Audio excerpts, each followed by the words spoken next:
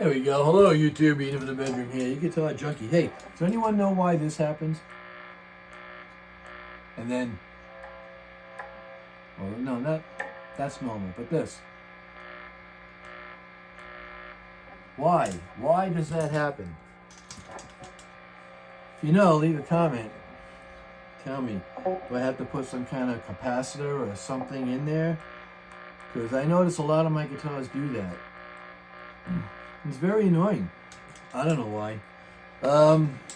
So yeah, let me make some noise with this that everyone can complain about, and I'll tell you a little story. What am I doing? I don't know. Let's go with that. Sure.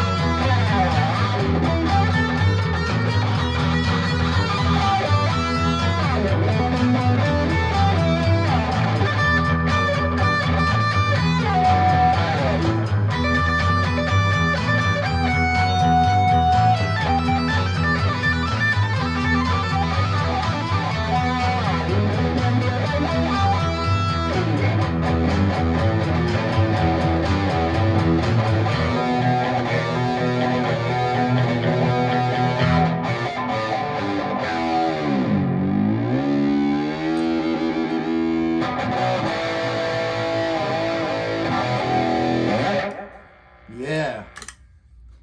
Turn off that bad boy gain, right? So, yeah, I cleaned off the gunk. The last time I played this, I realized I missed a spot here. You know, Guitar Center buy again. That was just covered with the worst kind of greasy fingerprints that was like embedded, almost going into the clear coat, that I needed WD-40 to get it out. So because I wiped the whole guitar down with that WD-40 and then lemon pledge afterwards, this came off pretty easily, this spot right here. But yeah, I wish I would have put that up close to the camera to really show the, again, I don't know why, new or used, you know, why Guitar Center just can't tune a guitar, wipe it down, and ship it out. So when you pull it out, you're like, wow, this looks good. Now this is just for me playing, you know. But again, I think it's everyone going on their lunch break after having a greasy burger or something, and then just manhandling the guitar and just leaving it filthy. So, and I've complained to the VP down here, like, why can't these guys are sitting on their phone or they're playing guitar behind the counter, just go along and tune up every guitar and wipe it down. Go to the next one. So when someone comes in, they pick it up and they, oh, it's in tune. You don't have to go and ask for a tune up every time. My dog has got those squeaky toys, and I hear her squeaking.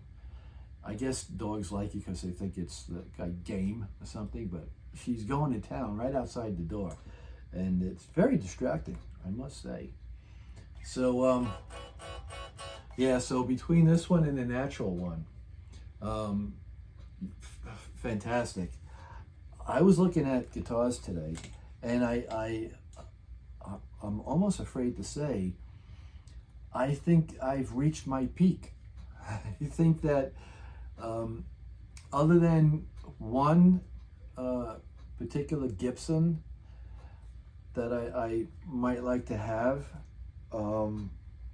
I think I've got everything that I want. I think I've had everything that I've ever wanted.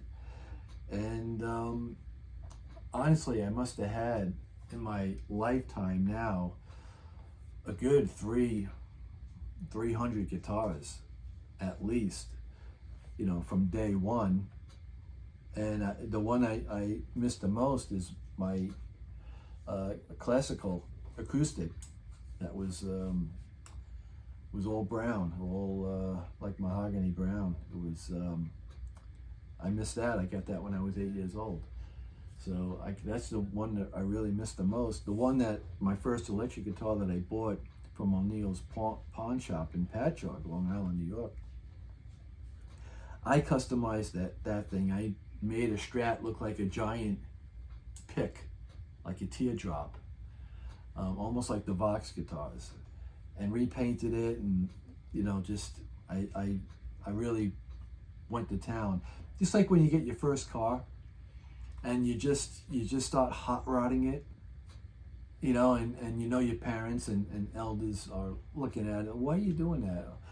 You know, so you put mag wheels on it. You put the air shocks in the springs to lift up the back, and you cut a hole through the hood, and you put a scoop on, and then you raise the air filter, you know, the air breather through that. And I had it where I had a flipping door that when you would drive, the wind would blow the door open, and I had a red light in there to make it look like the engine's on fire. You know, the little steering wheel, and I had a tack. I took a door regulator piece of metal that came out like this, and I bent it and bent the other end, and I used one of those metal what do you call those pipe things that it's like I forget what you call it. It's metal, and then you use a screwdriver to tighten it up. Again, old age. And I had the tachometer out here. I had the shifter. I cut the shifter down small, and then put a T shifter on it. The whole thing. I just went to town on it. And then you drill holes in the exhaust pipe. And you go, oh, that's not good enough. And then you got to put glass. You know, you're going through mufflers. Oh, I don't like the sound of this one. And then you wind up putting glass packs or cherry bonds on there, and then it sounds really cool. Yeah, one of those things. Well, I did that to my very first pawn shop guitar that I bought. It was a Checkmate, the brand, believe it or not. 4 chrome pickups, had a cheap Bigsby on there. I even sing about it in one of my songs. You know, when I got it and the whole bit. So, yeah, it's one of those things. And the other thing, my other guitar that I had, my 70s guitar that I wish at the time, both times I had an opportunity to have, you know, Ritchie Blackmore and Eddie Van Halen sign that guitar, and I didn't. And had I done that, I would still have it. No doubt, I would probably would have never got rid of it. And that one I hot rodded, you know, and I missed that one. And I've got pictures of me, a picture of me holding it. I played with that with my band half my time with my band. 10, 11 years with my band, 8, 9 years I had that guitar. So yeah, had a scallop from the 12th fret up, and I love that. I wish I could do that on every guitar. Yeah, one of those things. Humbuckers. So I went back to Hank's Guitar Shop in Clearwater, Florida, to do the open mic Sunday. And I was, I think when it first started, I was one of the first people that went there to perform, to play. And trying to bring him a rock and roll kind of audience, because 75% of his inventory is electric guitars. I believe most of his tech work that he does is on electric guitars. Unless someone needs like an acoustic refretted or just a setup. Every time I've been there, I mostly see him working on electric guitars as well. But in any case, 75% of his inventory is electric guitars. So I'm trying to bring that rock and roll kind of element into the store. And every time I go there, you know, I went there a total of 8 times to perform. And the first 7 times I went, I would bring my own stuff. I bring my amp, my pedal board, and sometimes you got to sacrifice weight, you know, and size to have a good sound. My footstool and my stool, my wheelie stool to sit on, and then my guitar. And I would bring everything in by myself. I would set everything up on the left side of the stage and do my songs and then leave. And people will be, you know, I think you saw it in one of my videos. You hear the people applauding, and while I'm playing, the guys are like yelling, "Wow!" stuff like that. And you know, I was also told by people that were watching me, saying, you know, like one guy just happened to be in the shopping center and heard, you know, came over just to see what was going on because his family was shopping, and he came in and he was like, "Wow, you are like the best guy I've seen in here." I've had people say that I'm the most technical player that they've seen there. And, you know, don't take that to heart. It's because everyone else is a acoustic, fun strumming, folk singing, you know, country picking kind of thing. I'm the only guy that really rocks out. So you really can't compare. I can't take that comment to heart unless I saw other rock guys in there playing and doing soloing and stuff like that. So yeah, I go in there, and I always did this. And the 8th time I go in there, I do the same thing. And I the day before, I said to Liam, his guitar teacher and tech that works there, I said, "Yeah, I'm going to come in with my stuff. I'm going to go to the left side of the stage again, or right side of the stage if you're looking at it, and take up that little corner. And like the last couple of times, you know, in between people coming on, you know, coming up to play and leaving to play, I'm going to start removing my stuff so that I'm not interrupting the flow." I said, "You know, would you want to move that?" He had an upright acoustic bass. Want to move that from the right side of the stage to the left side, or vice versa if you're looking at the audience. He's like, "Yeah, that's a good idea." I said, "This way here, I could, if you know, if there's," because his audience was starting to dwindle. And when I would play there, you would have so many people there. Everyone was, you know, a handful was sitting down, and when they ran out of chairs, the other ones were standing up.